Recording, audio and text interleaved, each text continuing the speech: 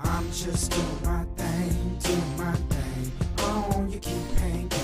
I'm just doing my thing. Oh, you keep hanging. So I give you solutions, not just here's the problem, but I give you solutions. I'm just doing my 6 in the morning. Yeah, I'm on my dough. And I ain't gonna And that's why I wrote the book. It took me, it's about 37 to 40 years of research. now I'm flourishing, life's an excursion. If you get it. When you isolate a vitamin from its whole food form, it becomes nothing more than an isolated chemical, and your body actually has to work harder to break it down to its molecular structure. Feeling so good, so good. And I'm feeling so good. I'm so glad to be here today. I have an amazing guest that I want to learn from, and this show is based on my book, The Pure Cure, A Complete Guide to Freeing Your Life from Dangerous Toxins. And it's 20 different topics, 20 different areas of concern, and solutions to what you can do about it. And so what I do is I bring in guests, experts, that will talk about what's going on. And what we're going to do today is we're going to talk about food, specifically GMO. And my guest today is an expert in GMO. And I'm sure all of you have been kind of hearing about it, what's going on.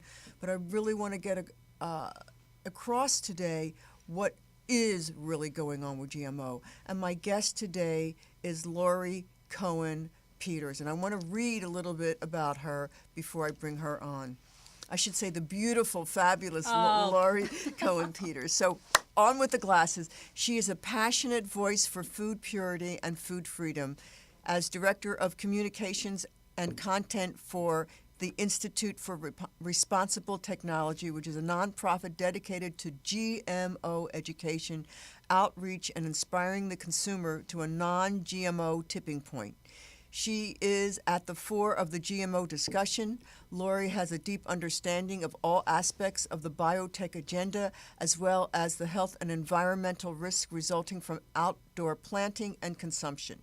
She works with many of the contributing voices in this conversation on legislative, educational, and campaign projects, and is at the cutting edge of this movement. As co-founder of a national nonprofit F3C, which is the Farm Food Freedom Coalition, and you can go to farmfoodfreedom.org, and I'll put that up in a minute, that serve to educate and protect the right of individual farmers, artisans, and consumers. She is well versed regarding current food quality compromises and the increasing difficulty for the consumer to access non-industrialized sustainable fare.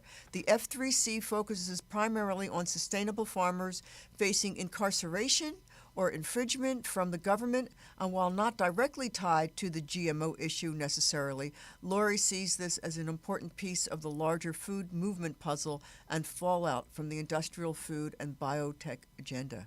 Boy, have we got a show today. Laurie, thank you. Thank you so much for being here and for what you do. I am so appreciative because I have a lot of concerns, as I'm sure you do, of what GMO is all about. So can you explain simply what GMO, it's also called frankenfoods, it's also called gene splicing. What is GMO and why is it so dangerous? Okay, well, GMOs, or genetic modified organisms, are made by forcing genes from one species, such as bacteria, virus, animals, or humans, into the DNA of a crop, food, or animal in order to introduce a new trait. That's specifically what a GMO is. So they can take, for example, they can take, let's say, a salmon, and which they're doing, right? And they'll put in another species in there. Like an eel, which is part of what they're doing with the GMO of salmon today. Right. And the salmon is much bigger. I've seen that. But if you're allergic to eel and you're not allergic to salmon and you eat this GMO salmon. Well, it's a little more complicated than that. For instance, with the salmon, there are genes that are called essentially alert genes. It's not the scientific term, but they alert the system when a foreign particle is being introduced into the DNA. These alert genes are turned off through the process of genetic modification. So the salmon has no way of understanding and responding to the foreign information if it's not conducive to the health and well-being of that salmon. So we have no idea what kinds of allergenic traits or issues will occur as a result of that genetic modification. Right. That's the issue specifically with salmon. But in GMO in general, you have two primary kinds of genetic modification.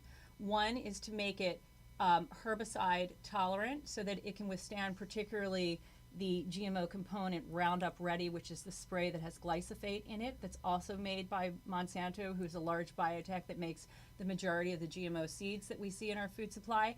And the other is to make it an insecticide producing instrument itself, so that it creates within each cell, it has insecticides. So for instance, the corn, is it called BT corn? It's actually labeled by the EPA as an insecticide, not as a food.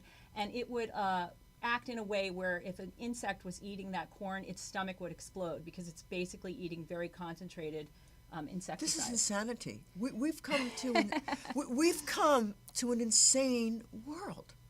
Yes, well, we're very I out mean- of balance with our connection to our food and to the importance of food purity and how it relates to our health So and well-being. everybody that goes to the movies and is eating popcorn is probably eating GMO corn. Yeah, well, to be clear, there's not really genetically modified popcorn, strangely enough, but the oil that it's saturated in, which is generally canola canola or oil. Right. right, that would be genetically modified. And it's interesting because I'll go to the health food store and everything is non-GMO, non-GMO, non-GMO, and then I look at some of these ingredients and it's got canola oil, canola oil, canola True. oil, and Well, I'm going, I think it's important to understand something about the labeling issue. And I don't want to steer into the minutia too much too soon because I don't want to scare the consumer. Because there is a hierarchy of ways to avoid GMOs. But to think that you're going to essentially avoid all GMOs is really a fallacy at this stage in the game.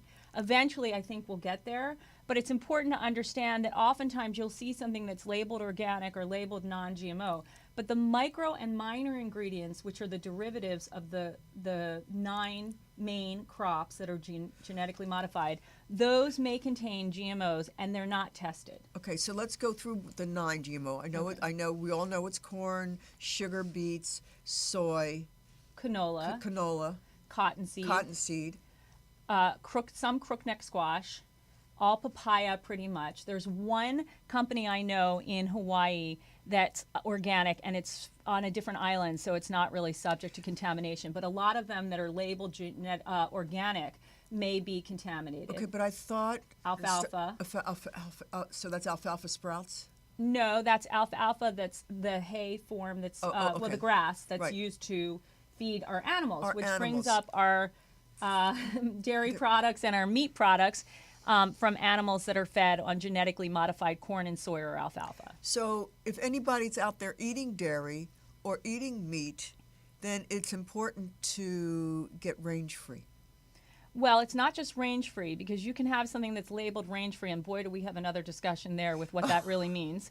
But we really are looking for organic because technically organic is supposed to cover the idea that the GMO feed, that the feed, the corn and the soy feed, is not grown genetically modified. Right. So. It's And by the way, the labeling initiative that's going on in its current state would not cover feed, just so you understand. So it's very complicated. In other words, Ben & Jerry's can come out and say, full disclosure, we're going non-GMO in our product, but not mention that their milk is from GMO-fed cows, even though it's an ice cream company. Because their additional ingredients, like the chocolate chips or the gummy worms, those would be sourced from non-GMO ingredients. But the actual main ingredient, the dairy, would be from cows fed on GMO crop. And they can say that it's still a non-GMO product. This is insane. And thank you for bringing this to light because it's important for people to know about. I mean, I think about my kids who, just got married, they're looking to have a child, and I have such concerns, that she's going to get pregnant, and she's very aware. So to not eat GMO food when you're pregnant. I mean, it's almost very difficult. And like I said, it's really pretty much almost impossible because of those micro and minors. It's about taking out as much as possible. And, you know, there really are some straightforward ways to do that. Most significantly is to get off the processed foods. I can do a hierarchy if you'd like, from gold Absolutely. standard to... Go ahead. Okay, so the gold standard, the super gold standard, would be for an individual to grow his or her own food and to make sure that you're sourcing heirloom seeds. The second level would be to procure from a CSA, a community sustainable agricultural community offering, so local farms or from a farmer's market, from farmers that you've vetted. I can talk about questions that are important to ask the farmer, but in general, you should know your farmer and know where that food is coming from. Let me stop you for a second. Is it possible for the farmer to say that the food, the vegetables are organic, but the seeds could be GMO? Well, no, but I'll tell you an interesting story there. I just was meeting with a producer of a top non-GMO verified product label, production, foods, and they had a new product that they wanted to put on the market, and they needed their farmers to go through the certification process. But their farmer refused to, and they believe that their farmer refused to because even though they have an organic certification, they're afraid that their contamination would be too high to allow them to be approved by the non-GMO project verification process. So it becomes a question of proximity, where the farmer's growing next to potentially GMO-grown fields. It becomes an issue of full disclosure from your farmer. It becomes the farmer's allowance for you to come to the farm and check out what he's doing. You could have a biosustainable farmer who isn't certified organic but really believes in the wholesomeness of the heirloom seed or the quality of the seed, and you can avoid that GMO experience. But no, technically you cannot use a GMO seed and then have it labeled organic, particularly because you can't grow GMOs without using chemicals and pesticides. Wow. So I'm sorry, I didn't mean to yeah, stop, so stop, the next stop you. level, When I heard that, I just so you're wanted, growing your own food, or you're going to a trusted farmer. The next and you're level, dealing with all the rabbits that I'm dealing with and the gophers. but there's many wonderful ways, organic methods and sustainable methods to deal with that, and there's so many experts, as I'm sure you know, that are out there to help. The next level would be to avoid the processed foods, but go to a recommended co-op or health food store where they have bulk products. And then the next level would be, if you're doing packaged foods, to avoid the derivatives or the ingredients that are technically genetically modified. The next level after that would be, if you strictly wanted to avoid GMOs, it would be to look for the non-GMO verified project certification. But the gold standard of the processed packaged foods that have potential GMO ingredients would be to get the non-GMO verification project certification on it, as well as organic. Now, people have a question about the difference between USDA organic or Oregon teal, and I would say that the Oregon organics is a bit of a stricter,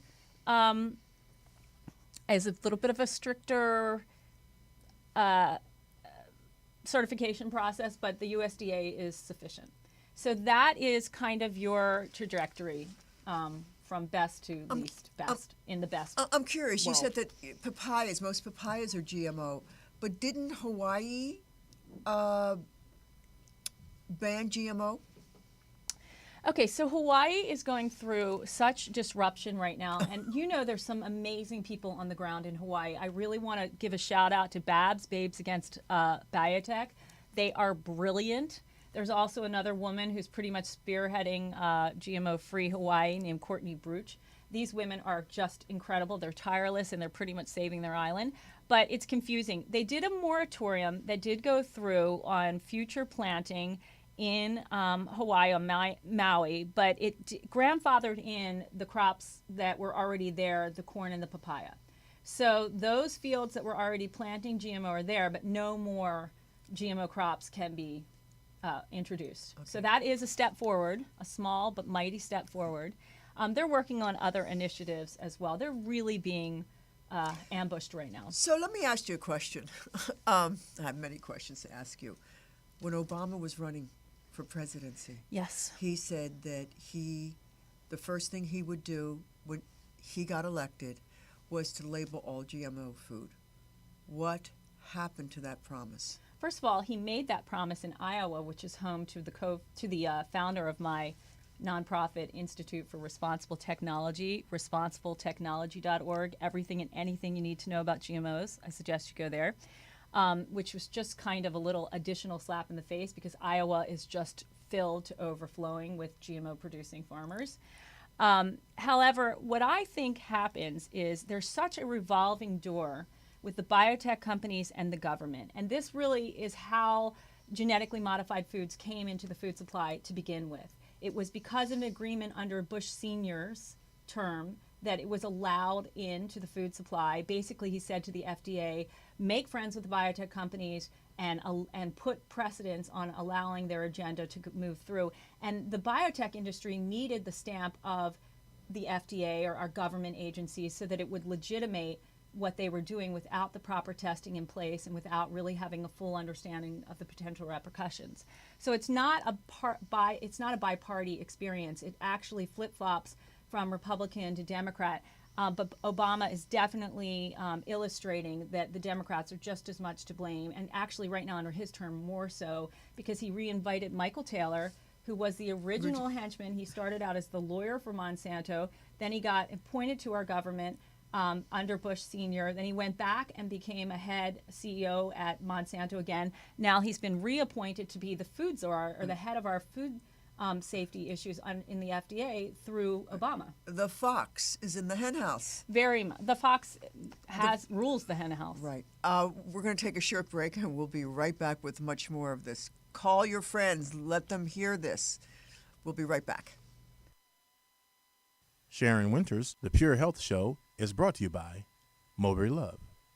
I love my Mulberry Love.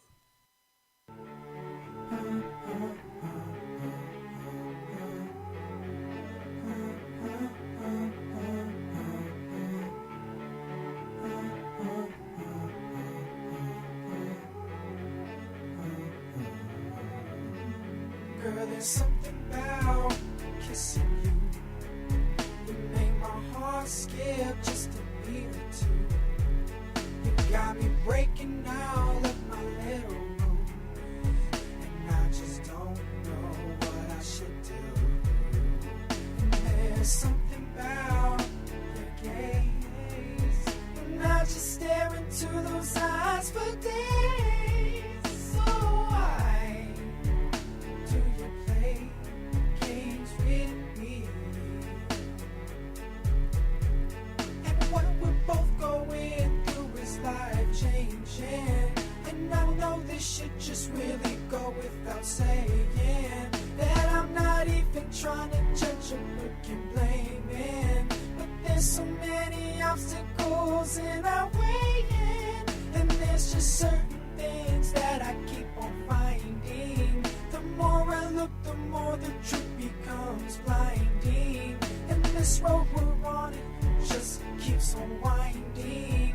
But our chemistry is so damn binding. To you, girl, I have really taken a liking, but it just won't work, no.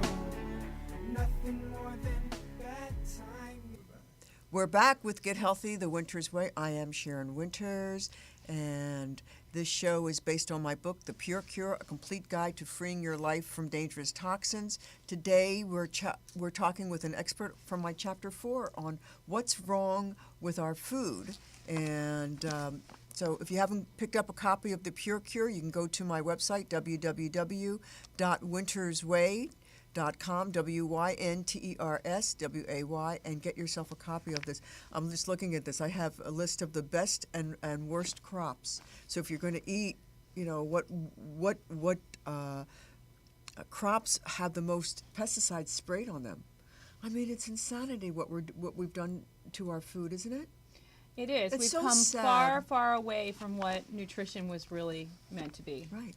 And it gets into, there's so much sensitivity today with people. There's so many allergies today with people. And it's just what you were talking about. You're crossing different things that don't belong in like a tomato. they're putting other things in tomatoes. Well, tomatoes are not genetically modified. That was a failed experiment. It was the first thing that was introduced into the food supply back in, I think it was 95 or 96, and it failed readily, so it was pulled off. But the reality is, and what you're really intimating, is that there's so many unknown allergen, toxic, and pathogen results to that introduction that we just don't even know how to quantify it. And without labeling the foods, we don't have a comprehensive way to track the illness from the consumption. And that's part of what the biotech industry is afraid of. And that's part of why they're spending millions and millions of dollars to stop any kind of labeling. Right. And the bill failed here. Was a Proposition 37. Proposition 37. But there's a new one. There's a new legislative issue. And it's going into the legislative instead of... Yes, it is. Yes, right, it which is Oh, Pam, Larry, please forgive me. I don't. SB. I'll tell you after commercial next time. Okay, we'll find that out. But it's going to. It's newly introduced. It's newly introduced. Yeah. Yeah. And you'll hear a lot about it because a lot of the grassroots orgs on the ground are getting geared up to Are put a you lot aware of of the Trans-Pacific Partnership? Of course I am. That's scary. That's scary. Common Core is scary. You're aware of Common Core, correct? Why don't you let's explain to them what Trans-Pacific Partnership is and what I had Marianne Williamson on a couple weeks ago, and we talked about a little bit about the Trans-Pacific Partnership. Yeah. So the TPP essentially, in terms of the GMO discussion, would allow the biotech industry to have much more authority in courts to override any initiatives that would interrupt their agenda. So if a labeling initiative goes through in a state, if TPP passed, they could very easily, it is suspected that they could very easily reverse that initiative, that rule. And so one of the things that Marianne is running on is to get big corporations out of politics, because as long as corporations are funding politicians, will never have integrity. Hence what's happened, who Obama appointed when he made a promise that he was going to get GMO labeled, as his wife has a beautiful organic garden at the White House. Yes, it's very duplicitous, or perhaps she was just really, I was told actually that she was garnered a lot of pressure, that she was really excited and her initiative with the organic garden had great and vast intentions, and that the biotech industry really sort of pulled the ropes on that and said, back off. So really? Yeah. So they're very intense. I mean, they're infiltrating every level of education and authority in our country and internationally. They put a lot of pressure, initially they put a lot of pressure on scientists. Armad Pustad was the first scientist. He was a very reputable researcher. He was the head of a nutritional organization out of London, the UK, and he was the first one to come out with studies that connected rats and tumors and issues with GMO feed and consumption, and they fired him. The UK, in collusion with big biotech, put out campaigns to slander and mar his reputation. I mean, he was really marginalized. And that is, since we've learned that there are many scientists, many professors, they've been threatened tenure, they've been bullied. There's been a lot of foul play. Well, so are the farmers. The farmers too. There's right. a lot of, it's incredible what's going on in our agricultural system today with the farmers. That's a whole other topic that I work with my other nonprofit. That's not even, there are those that are being bullied because they want to sue or are being sued for contamination, and then there are the farmers that are just trying to do sustainable heirloom farming that are getting a lot of pressure from the government. It's insane. I mean, and you've got to really know what you're doing when you're buying products. You do. This is a pure product. So I was really excited about this product. Mulberry Love. Mulberry Love. Well, I'm excited by the name. Yeah. Who doesn't want some love? Really? But it's beautifully packaged. But what I love about this is that, so the micro and minor ingredients I was talking about, a lot of these, you see organic, it looks so groovy, right. It looks like it's all about love. This one actually is all about love, which I love, because I can't stand the greenwashing that goes on. A lot of times you'll see something like this, and then you'll go and you'll look at the ingredients, and there'll be something like citric acid or ascorbic acid, which very well could be genetically modified, but you wouldn't know because it wouldn't be tested under the USDA labeling requirements. So here you just have black mulberry juice and coconut water, and it's both organic. Isn't that amazing? Shall we Yeah. toast? To your health. To yours, to ours, Really, to our the collective planet. health, to the love.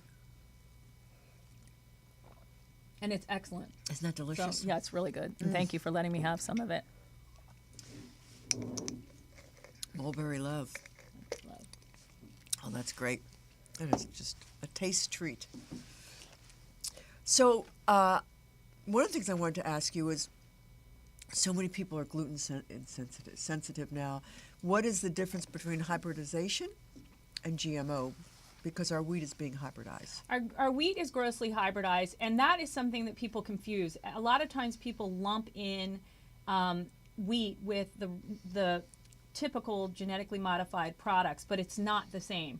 It is grossly sprayed and it's grossly hybridized, so it can act as a foreign information in your gut, and you can respond in the same way that you might to a GMO, but it's very different in how it's produced. Hybridization in general is when you take two different plants, let's say, but they're related, but you're trying to crossbreed them in a low-tech, natural setting, outdoors. Farmers do this to try to get a specific trait, and you know what that trait is. It's a controlled experiment. Very different from the GMO process, which is high-tech. It's in a laboratory, and you have no idea what the potential traits are that are going to accumulate. And we don't know what the long-term effects are of GMO. We absolutely do not. We're seeing a gross influx in all of these diseases Right. and illnesses, ailments, and the continual introduction of GMOs and actually expansion of GMOs in the food supply. So what are the biotech industries saying about the effects of GMO foods? So their MO initially was that it would offer higher yields, that you would need less pesticides, that it was more sustainable for the environment. None of these have proven to be true. In fact, oftentimes it's been the opposite. We're seeing superbugs, we're seeing superweeds. Farmers are claiming that they're having to use many more pesticides. Even if you look at something like the BT, which has the insecticide inside of it, when you look at that from a quantity perspective, it's more insecticide than if you had to spray it. And then it has to be Roundup ready, so you're also spraying. So, and it's not, sometimes it's equal, but sometimes it's less in terms of yield. You're finding that it's not drought resistant. The Rodale Institute did a phenomenal study, the only 30-year study existent on organic production and versus GMO production once GMOs were introduced into the food supply. And you will see that they prove that sustainable organic methods are superior to the GMO model for all of the promises that the biotech industry made. So what do you think is the health and the environmental health risks claims here that's going on? Well, I can tell you that there's three ways to look at this. One is to look at the feed studies that have been done, because they're the most comprehensive, and the effect on the animals. The second... Where can somebody go to look at that? Well, you can Google Jeffrey Smith, YouTube, feed study, and he will talk about it everywhere. And then Okay. he'll lead you to the AMA that did the studies. Okay. The second thing that I would suggest, the second way to determine is the studies that are coming out now. There are peer-reviewed studies. The scientists are still getting ambushed. They're still having campaigns to discredit what we're now, as a grassroots organization, collectively, all the NGOs on the ground, some more specifically than others, but we're all in support, are working towards unraveling the discredit. So there's a Seralini study. There was a pig study that was done not too long ago. The glyphosate study with Dr. Senef and Anthony Samsel, that's a really excellent one. Glyphosate, excuse me, I think I need some mulberry love. That's good. In the Roundup, not in this mulberry love. We're going to take a mulberry love break. Yeah, perfect. And we'll be right back. Mulberry love. For thousands of years, mulberries have played an integral role in traditional Chinese medicine. Now, Western science is being applied to explore these ancient practices. Call it the eternal dance of yin-yang or a harmonious meeting of cultures. This refreshing blend of mulberry juice and coconut water tastes delicious too. Mulberry love, a revolutionary superfruit drink. It's those pretty brown eyes, warming my soul, lifting me up if ever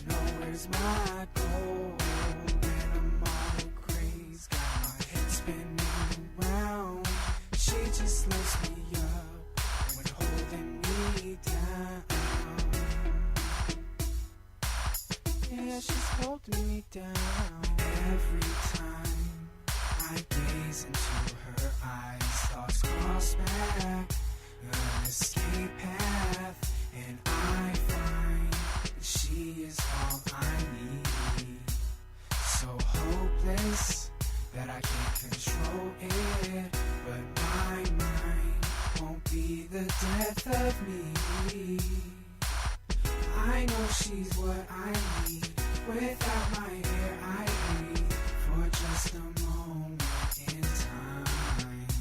So my lines are slow, but I just gotta let her go. It's those pretty brown eyes, warming my soul, lifting me up. If ever know where's my goal, when I'm all crazy, got my head spinning.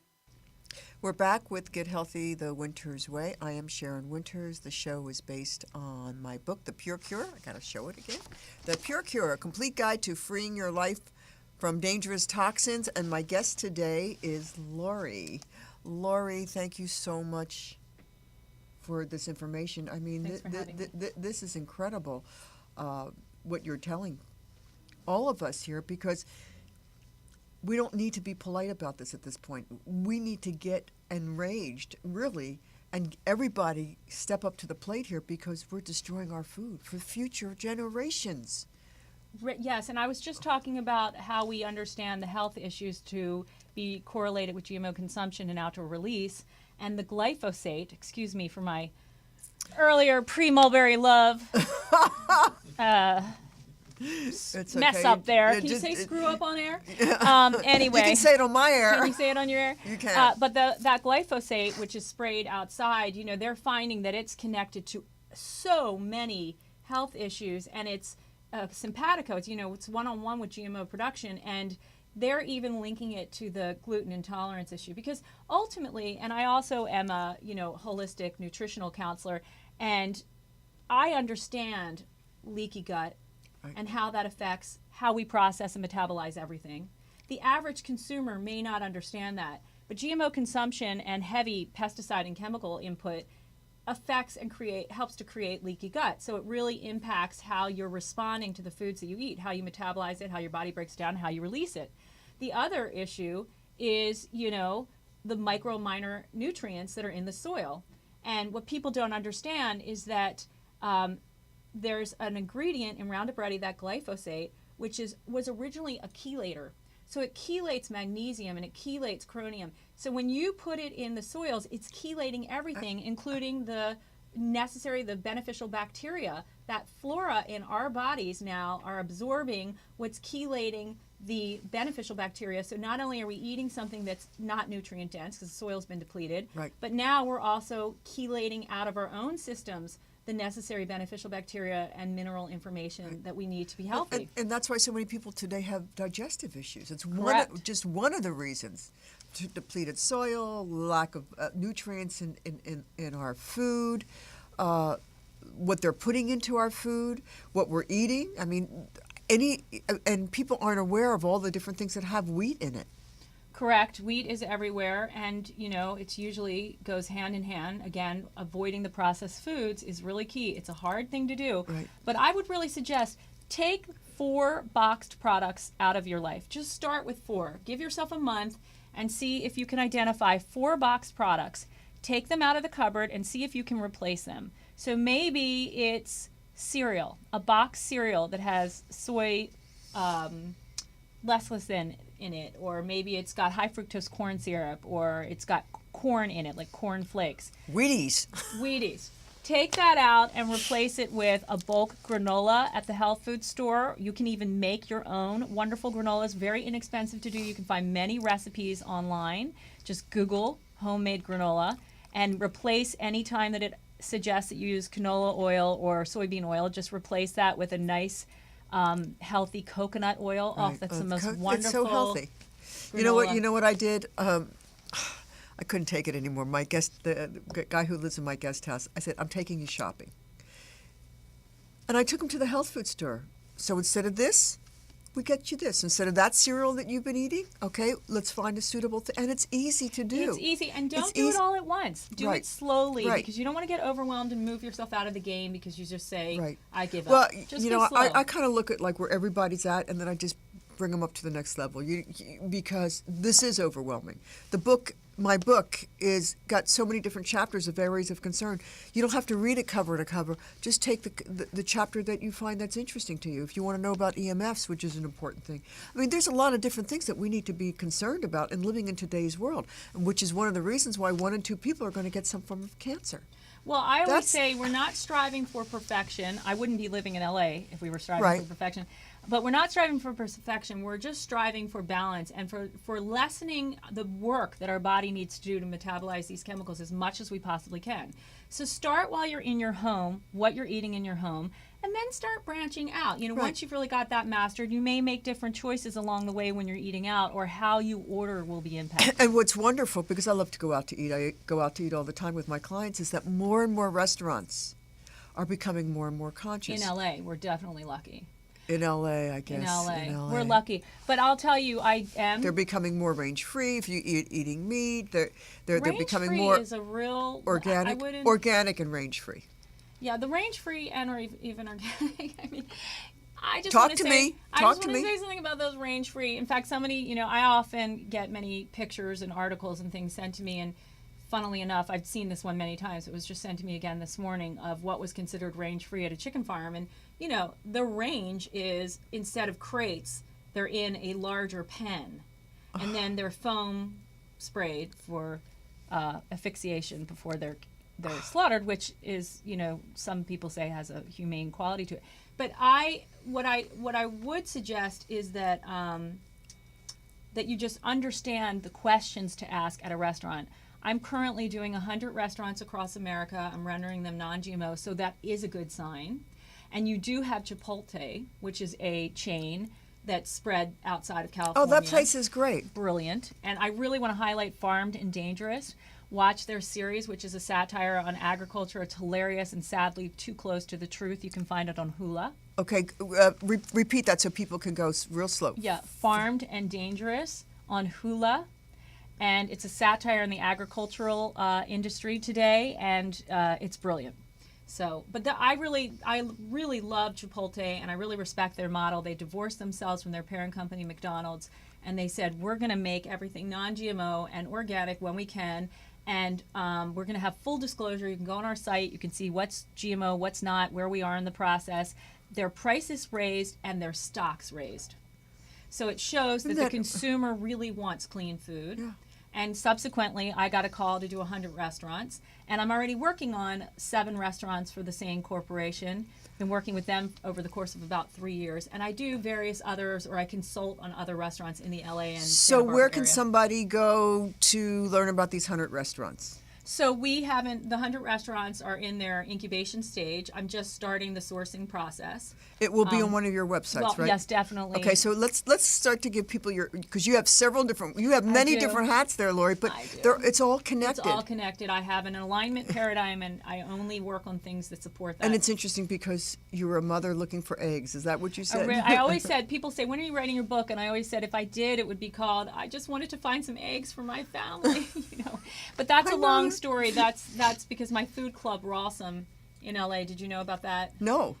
It was, the FBI came in, they broke up the whole club. They had SWAT teams and guns. They arrested my farmer. They arrested my food club director. They threw out $85,000 worth of brilliant, sustainable, nutrient-dense foods when down the street in Venice there were people homeless, didn't have anything to eat. They took $85,000 worth of beautiful, nutrient-dense food and chucked it in a dumpster down the street. But anyway, that was what started me on the advocacy road that I'm on now at a more high-powered level than I had been prior. I'd always been active, but that got me to put both feet in the water. And my food club director and my farmer were held in jail with a bail that was reserved On for what hard grounds? criminals. What? On what grounds? Well, Rawsome's a little bit complicated. There's a few technicalities there with how he dealt with tax issues and such, but the reason why he was arrested was because he violated what was considered, it's a complicated thing, but he was selling raw milk that crossed straight lines. But he wasn't selling it. We had a nonprofit agreement, a herd share. So everyone who was a part of the club signed a paper that essentially said, and it's valid and legal, that we are all participating in the rearing and the provisions of cows and goats and chickens. So we're all sort of collectively owning it. We get to say how that cow or chicken or goat is raised, what it eats, and that we take full responsibility for the foods that we're eating. And that was a legally constructed contract. Right. But the government, or California, refused to acknowledge it, which caused a whole groundswell of reaction. And they put him in jail because raw milk was crossed through state lines, and they just saw it as a sales issue that he received money for it. It's insanity. It was insanity because It's all insanity. Yeah. It's all Well, insanity. the way they treated them and the high level of bail that they held them at, and it's just it's completely inequitous with our judicial system at large. If you look at how other criminals are treated, Right. Well, of course. So But there's a bigger picture behind there's it. a much bigger picture. There's a bigger And picture. subsequently, I started my nonprofit Farm Food Freedom Coalition. It's a national nonprofit. On my board is Farm to Consumer Legal Defense Fund. We have support from Weston Price. We have OCA and IRT as partners. The woman who made the movie Farmageddon, Kristen Canty, please look up Farmageddon if you want to really know what's going Spell on with that. our sustainable farmers. FARMAGODDON. Farmageddon, or 2 G's and 1 D. You gotta just put Farmageddon, Kristen Canty. It's a brilliant expose on what's really going on with our farmers today. She's on our board.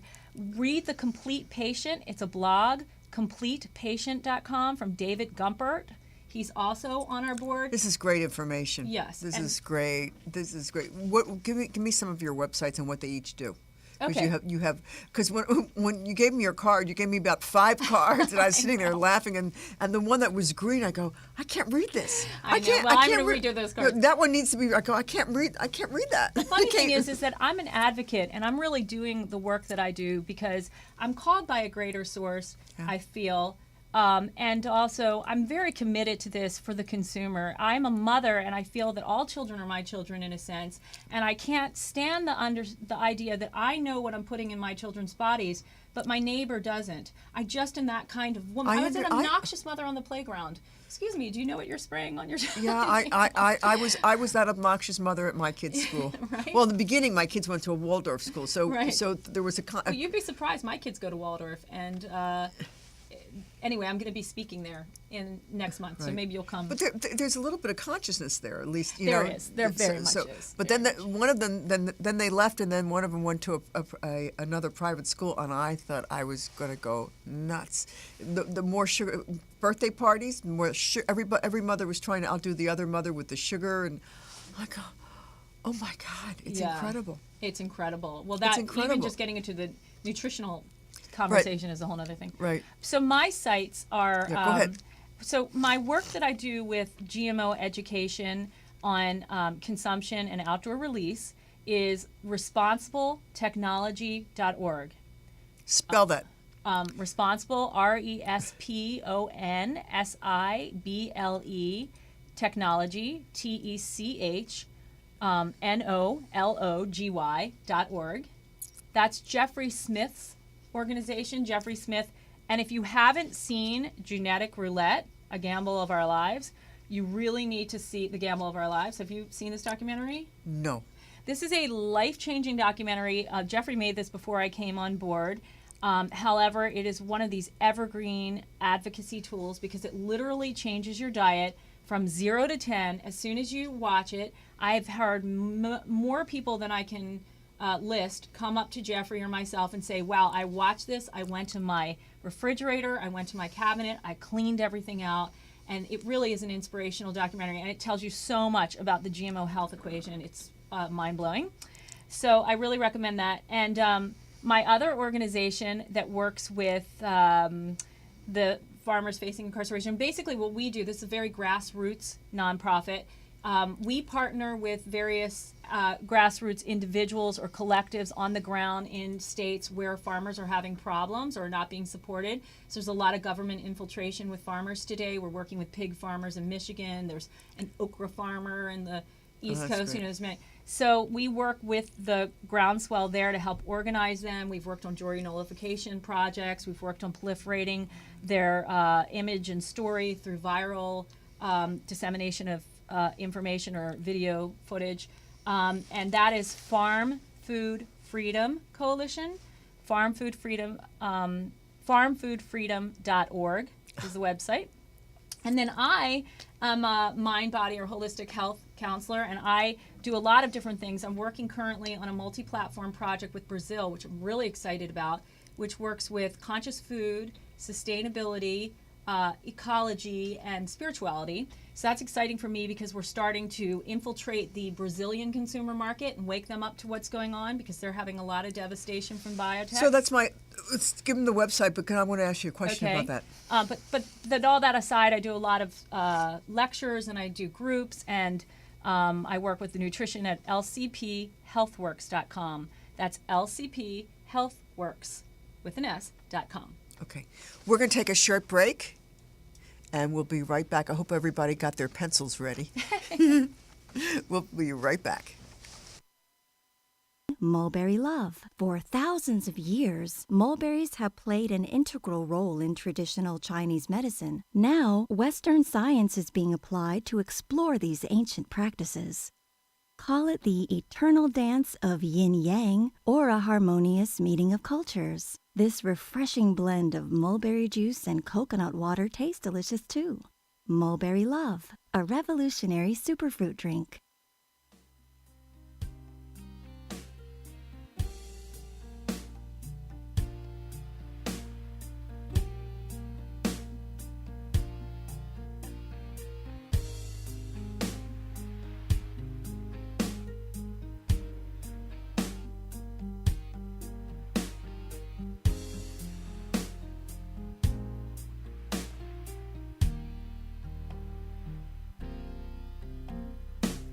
Stare at your picture every day.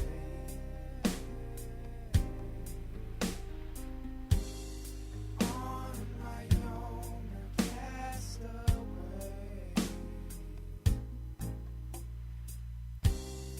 Know I've got, keep breathing.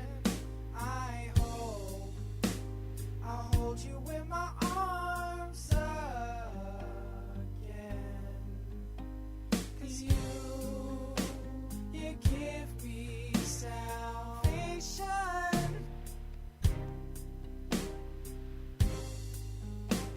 I know that the sun will rise.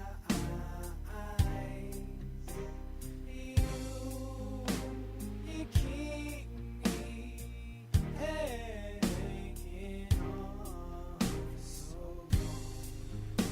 Who knows what comes with the time? God willing, Hi, I am Sharyn Wynters. The show is The Pure Cure, a complete guide to freeing your life from dangerous toxins based on my book and 20 different chapters, 20 areas of concern and what you can do about it. And my guest today is Laurie Cohen Peters. We're talking about GMO. And boy, there's a lot of stuff going on with GMO. I don't know if we finished about the health and environmental risks. Did we finish talking about that? Well, I didn't mention that, a lot of times the counter argument is, well, there haven't been enough tests, so who's to say? I think it's very important to understand that many countries, there's 26 countries that have banned GMOs, and there's 64 countries that they've either been a partial ban or a full ban. It's complicated. But there's 64 countries that require some kind of labeling for GMOs. And it's interesting to understand that those countries have decided until it's proven safe, we're going to employ caution. And our country says until it's proven dangerous, we're going to go full force. How sad. It's very sad, and it's a true statement on our government's concern for its citizen. Right. I mean, he's got 2 small children. Well, I'm guaranteeing you that they do not eat conventional foods. They've got organics in their kitchen. But what I was going to say is But that they go out, they have to live their life, so they're getting it. They've got to know that this is like a Titanic. Well, it is like a Titanic. I think that, that's a loaded question, and I found in my lecture and discussions with the consumer populace to date that it's very counterintuitive. If you're sitting in front of, let's say you're Latin, and you're sitting in front of some pozole and maybe a corn tortilla or tacos and beans and canola oil, and everything smells like it always has since you were a child. And I feel like I can taste the difference, but that's probably, it's my own psychosomatic influence. But, I have very heightened taste buds. But, let's say it tastes pretty much the same, it smells the same, let's say it looks the same, and now somebody's telling you that actually, it's toxic poison. It's very counterintuitive. It's hard to really fully embrace that. So even people who understand this issue, they have a tendency to sort of have lapses of consciousness about it, and they'll imbibe GMOs. And also, even many politicians, celebrities, people who have access to all of the greatest, that supposedly that our country can supply, they don't really know on the level that you and I might. Like I really know the claims that are out there, the studies that are out there, and the anecdotal stories, which is what I wanted to get to. So working with IRT has been fascinating because we get hundreds of testimonials. I talk to mothers, we get letters, we have people come up to Jeffrey after talking who literally cry and say, "You saved my life, you saved my child's life." And we recently did a small compilation of testimonials from mothers who had children with health issues. And once they found out that GMOs were the culprit and took them out of the diet, the symptoms or the issue was either fully eradicated or greatly lessened. And I'm not saying the GMOs is the only issue, but it takes out a large portion, and it's back to that leaky gut. It helps for the leaky gut to repair when you take it out. And I remember a mother that was sitting on the podium being interviewed, and her little son, 5 years old, was sitting down next to me on the floor off camera, and she was telling the story of how he was born with autism, ADHD, and 32 allergies, and she could not figure it out for the life of her. And she went to many different doctors. She started learning about beneficial bacteria. She started introducing fermented foods, and then she watched Genetic Roulette, the gamble of our lives, and she took out all the GMOs from her diet. In that time, rapidly, her child no longer had any symptoms or signs of autism, the ADHD went away, and his allergies went from 32 to 3. And the therapists and the doctors were like looking at her in amazement. What did you do? What did you do? And while she was telling this story, there was a slight pause in the shooting, and her son spoke out into the air at that moment and said, "I don't know what happened to me. I don't know where I was." It was the most chilling experience. Oh my God. And I will not forget that. But that's a typical story that we get. So there's a wonderful scientist out of London named Michael Antonio. And when I was having an issue, because a lot of scientists, which I completely understand and respect, I'm not looking for whack science on one side or the other. I just want the truth. I'm a mother. I just want the truth. And believe me, my life would be so much easier if GMOs were safe. But when I was talking to another scientist who's very much by the book and only wants peer-reviewed, published scientific data to determine whether GMOs are safe or not, which I respect. However, it's like tobacco science. We don't have the time to wait, and we don't have we're not getting opportunities to have these testings in place long enough to really make a decision. So I talked to this scientist, Dr. Michael Antonio out of London, and he said, the laboratory is our world. Everything is a laboratory. The anecdotal information that you're getting has credence and should not be disregarded just because it isn't specifically in a lab with controlled studies. It's another form of observation. And so I take that to heart, and I continually get these stories, and I don't think that we should discredit them. And pediatricians, doctors, farmers, mothers, they're all in collusion. They're all saying, you know what, I was able to cure this. My eczema went away. I had a tumor. It went down. So you're taking out the pesticides and the chemicals, and you're taking out the manipulated DNA, which you don't understand the full ramifications of what kind of allergens or toxins or issues are going to arise from the ingestion of that. And yeah, you're going to probably see health benefits. Doesn't sound like high science to me. You know what? And it's incredible what you said. It was profound to me that other countries are saying we don't want it in our country until we know that it's safe. And in this country, supposedly the best country in the world. Because we're driven by the dollar. We're driven by the dollar, and corporations own our government, and this goes back to the Marianne Williamson conversation. Right. And that's the bottom line. Right. That's our government. Right. We've got a few minutes left. Laurie, we've covered an awful lot. Is there anything that you want to Yeah, I would just like to say, education can be empowerment. Empowerment should be led to inspired action.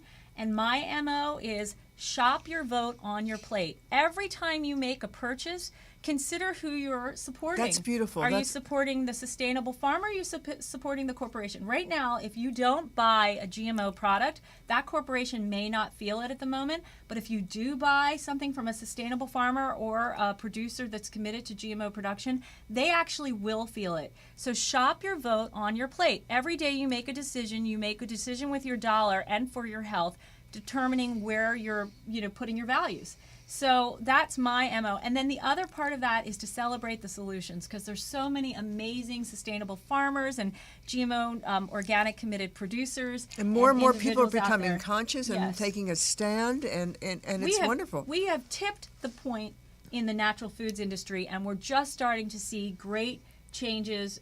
We won't go into it, we don't have time, but Cheerios, which is sort of whatever, but Post cereal, some of these larger corporations, Chipotle that we talked about, Right. the chain, are going non-GMO. And so if we, the consumers, support that, then we're really voicing our decision that we don't want GMOs. That's great. That's great. So if you want to find out more information, you can go to all of Laurie's websites. Give them again. ResponsibleTechnology.com for outdoor consumption and release. It's not dealing with the medical potential of GMOs that may have some positives. Farmfoodfreedom.org, that deals with sustainable farmers and supporting them and artisans and consumers who want sustainable fare. And lcphealthworks.com, which is my site for health and wellness, and non-GMO foodconsulting.com if you're interested in procuring non-GMO product or supporting your non-GMO initiative if you're a producer or restaurant. And the restaurants that you're working with, when will that be up on your website? That will be up on my website probably in the next 4 months. Great, great. So you can go to my website, which is www.wintersway.com, WYNTERS, and get a copy of the book. It's a really important book for you to get, for you to really know what's going on and take your power back, because knowledge, as you said, knowledge is power, and we all need to be in our power. And I also have to say the music, which has nothing to do. The music with it every time an intermission is my son, Dylan Young, DYLAN Young, and his website is Son of Waves. And you can go there if you're interested in his music. And everything that you heard, all the songs, all the lyrics, all the singing, all the instruments, he's a one-man band. And it goes really well with Mulberry Love. Yeah, we were like dancing with Mulberry Love. And thank you, Mulberry Love, for creating an incredible product that we all can get behind. What a nice thing to be able to do. That there's nothing else in there but mulberries and coconut water. Brilliant. They used to use coconut water, coconuts in war as a when they didn't have blood plasma. They used to use it because it has the same combination as your blood. Amazing. Yeah. Amazing. Laurie, thank you so much for having me. Thank Such you. a pleasure. Thank you for and the being Pure here. Cure, I can't wait to get my copy. So will you autograph it? I will definitely autograph it for you. Thank you so much for being here. And if you want to look at some of the past shows, you can also go on my website. They're all there. wintersway.com, WYNTERS. And to your health, To your health. namaste. Namaste. Sharyn Wynters, the Pure Health Show, is brought to you by Mulberry Love. I love my Mulberry Love. Just do my thing, oh, you keep hanging. I'm just do my thing, oh, you keep hanging. So I give you solutions, not just here's the problem, but I give you solutions. I'm just do my thing.